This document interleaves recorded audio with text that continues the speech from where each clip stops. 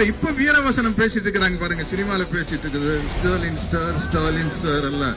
அவரெல்லாம் வந்து அங்க வந்து டெல்லியில இருந்து அப்படின்னா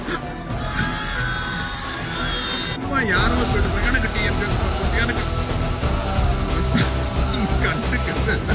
அவரு சொல்றாரு, இவன் தமிழ்நாட்டுக்கு டெல்லிக்கு தான் போட்டு நம்மளும் கட்சி ஆரம்பிச்சு அப்படியே வந்து சிஎம் சேர்ல வந்து நோகாம நோக்கி கூப்பிடலான்னு பாக்குறாங்க. நம்ம போன பாருங்க, கடவுரை வந்து ஒரு 40 பேர் செத்து பிரஸ்ல சொன்னாங்கல்ல சார், 30 பேர் செத்து போயிட்டாங்க சார், 30 பேர் செத்து போயிட்டாங்கன்னா இறங்கி ஓடினாரு பாருங்க நம்ம தம்பி விஜய். அது மாதிரி கிடையாது இங்க. அது என்னடா சொன்ன அவன்?